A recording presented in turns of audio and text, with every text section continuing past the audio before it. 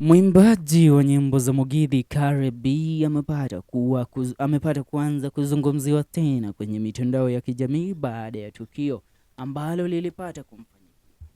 Carey B kupitia ukurasa wake wa kijamii amepata kudhihirisha kwamba kuna watu ambao wanaanza kutumia kifo kuweza kujinufaisha. Kulingana na Carey B ambaye ameweza kuchapisha ujumbe huu kupitia ukurasa wake wa kijamii wa Facebook, amewaacha wengi wakipata kuongea.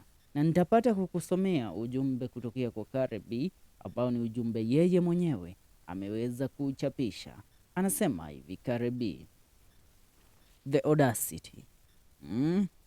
Hivyo ndivyo amepata kuanza. Anasema yani people have the audacity to call me kuni.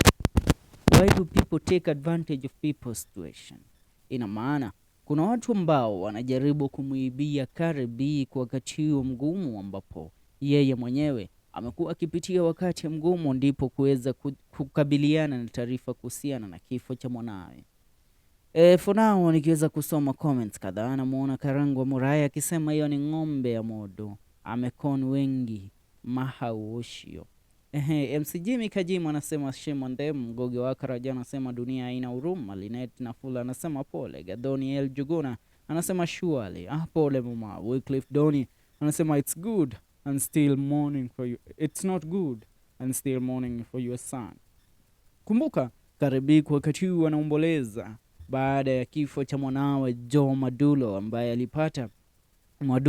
alipata kuiaga dunia katika ajali ya barabarani akitokea shuleni kule eneo la Chavakali Boys, na alipata kulazwa mwanawe Carey B siku chache ambazo zimepita eneo la kule Embu, sehemu za Embu, ndipo mazishi yalipata kufanyika. Haijapita hata wiki moja na watu ndio wao wameanza harakati zao za kutaka kumibia Carey B.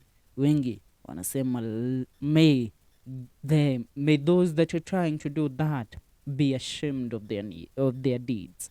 For now, ni hayo kwa sasa, tuungane katika video zetu zijazo. Hii ni FM Show KE.